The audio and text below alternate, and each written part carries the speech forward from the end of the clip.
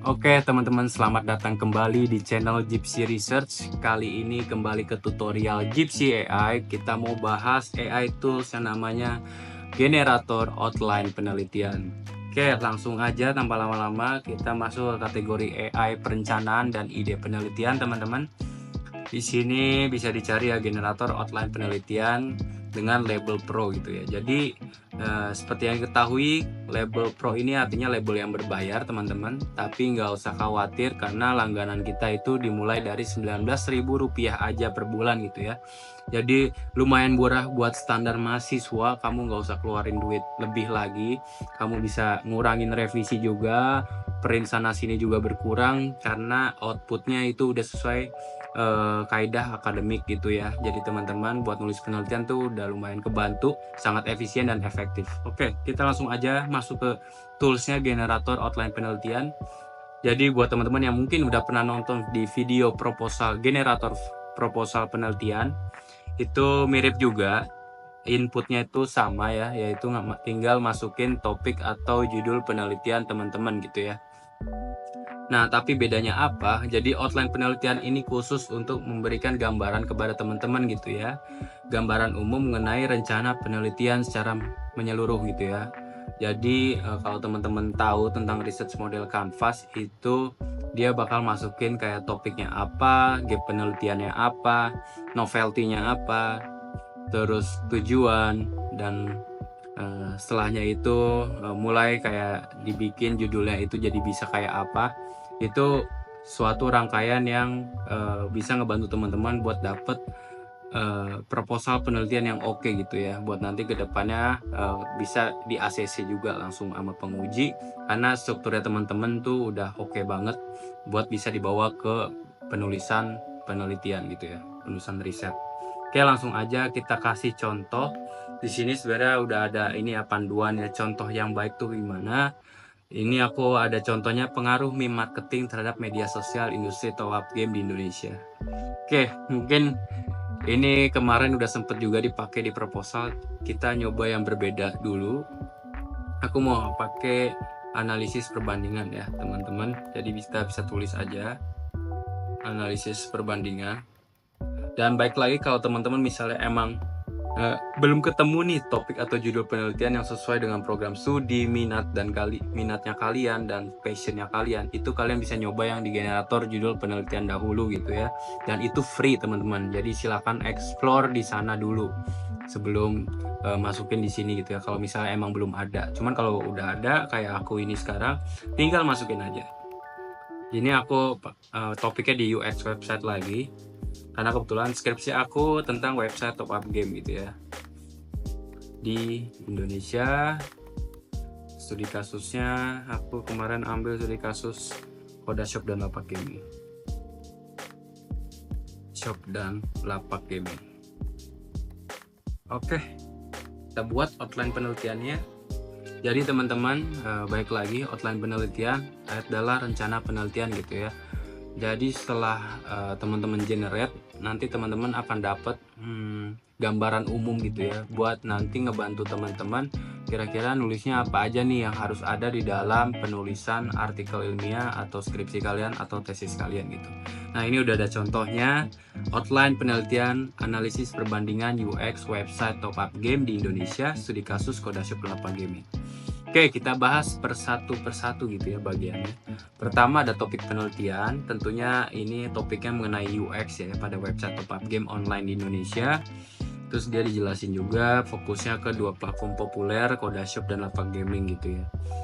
Topiknya relevan karena pertumbuhan pesat industri game online. Nah, terus selanjutnya lagi ada masalah atau gap penelitian. Ini yang biasanya sering ditanyain juga sama pembimbing atau penguji. Apa sih masalah atau gap penelitian? Kenapa kamu ambil ini? Emang gap penelitiannya apa gitu? Nah, di sini AI udah ngasih rekomendasi gitu ya. Yang pertama ada kurangnya studi komparatif. Jadi meskipun banyak penelitian tentang UX, tapi yang khusus buat perbandingan UX platform top up game tuh masih terbatas. Terus ada perkembangan tren dan kebutuhan pengguna. Kita lihat di sini ada tren industri game dan penggunanya terus berkembang. Dan yang terakhir ada potensi peningkatan UX ya. Kita jadi coba analisis dan bandingkan UX Kodashop dan Lapak Gaming. Oke, lanjut lagi, kita ada teori yang digunakan. Di sini udah di-mention juga teman-teman beberapa teori yang biasanya juga bisa dipakai jadi metode kita juga. Ada heuristic evaluation nih, terus ada referensinya juga, ada citasinya. Jadi teman-teman nggak usah bingung. Nanti di bagian akhir juga ada daftar pustakanya gitu ya di sini. Terus lanjut lagi ada user experience questionnaire, salah satu metode juga dan yang aku pakai di skripsi aku kemarin.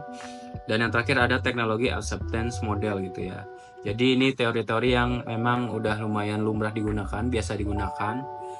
Dan kita lanjut lagi, di sini juga ada tujuan penelitian, yaitu membandingkan UX, Codashop, dan lapak gaming, terus mengidentifikasi keunggulan dan kelemahan, dan yang terakhir memberikan rekomendasi perbaikan gitu ya. Jadi tujuan penelitian ini udah ngebantu teman-teman nanti di riset atau di artikel kita pengen nulis apa gitu ya. Terus lanjut lagi kebaruan atau novelty penelitian. Ini lumayan krusial teman-teman. Jadi kadang kita di ACC apa enggaknya juga ditentukan dari kebaruan atau novelty penelitian kita. Kita kadang ditanya ngajuin judul apa, terus ditanya apa kebaruannya. Dan di sini bisa dibantu ya teman-teman sama AI. Ada rekomendasinya, yang pertama ada fokus spesifik pada platform top up game. Jadi itu udah kebaruan sendiri gitu ya di objek penelitiannya. Terus ada studi kasus di Indonesia. Mungkin di Indonesia belum banyak riset yang mengenai studi kasus pasar dan pengguna yang spesifik, terutama top up game ya, yang aku lagi tulis. Dan yang terakhir ada penggunaan kombinasi metode gitu ya. Di sini dia bilang bisa pakai heuristic evaluation dan UIQ untuk bisa bikin analisis yang lebih komprehensif gitu ya. Menggabungkan perspektif pakar sama perspektifnya pengguna. Jadi lumayan oke sih kalau aku misalnya udah tahu AI ini dari awal, kayaknya aku nggak bimbang juga mau nulis apa sebelumnya gitu. Terus terakhir ada metode belum terakhir, ada metode penelitian gitu ya. Studi kasus komparatif gitu, jadi membandingkan dua platform. Terus baik lagi metodenya yang tadi ya sesuai teori heuristic evaluation, user experience questionnaire, dan yang terakhir ada analisis data kualitatif dan kuantitatif gitu. Oke, dan ini juga ada judul lagi. Jadi judul yang di sini itu kayak nge-review atau nge-revisi judulnya teman-teman supaya lebih sempurna gitu ya, lebih spesifik dan mencerminkan juga metodenya. Karena tadi kalau nggak salah kita belum masukin metode ya, jadi biar lebih terarah dan juga lebih clear dari judul penelitian kita pakai metode apa.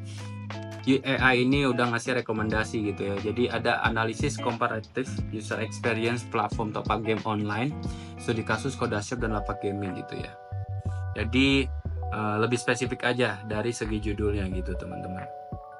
Oke, lanjut lagi. Di sini ada daftar pustakanya yang bisa teman-teman langsung pakai juga gitu ya. Jadi udah ada 3 nih. Biasanya dia itu yang udah di-mention juga di bagian teori. Jadi ini sambungan dari citasinya gitu ya. Jadi teman-teman bisa ngembangin mulai dari sini, dari outline penelitian, supaya penelitian teman-teman lebih terstruktur lagi dan pastinya apa ya, nggak banyak revisinya juga karena udah sesuai dengan kaidah akademis juga gitu. Oke, mungkin itu aja ya tutorial dari generator outline penelitian. Teman-teman silahkan pakai di Gypsy AI Pro gitu ya, langganan mulai dari 19.000. Nggak semahal itu ya teman-teman, jadi teman-teman bisa selesai revisinya dan teman-teman nggak cuma dapat satu tools ini doang, tapi ada 30 tools lainnya gitu ya, yang nanti tutorialnya akan kita update terus di YouTube. Mungkin itu aja, jangan lupa like, comment, dan share video ini ke orang lain, ke teman-teman kalian yang membutuhkan, apalagi yang lagi skripsian, tesis, dan nulis artikel lainnya. Ada banyak bentuknya, dan jangan lupa subscribe juga dan nyalain lonceng notifikasinya ya teman-teman. Mungkin itu aja dari aku. Stay tune di channelnya Gypsy Research. Bye-bye.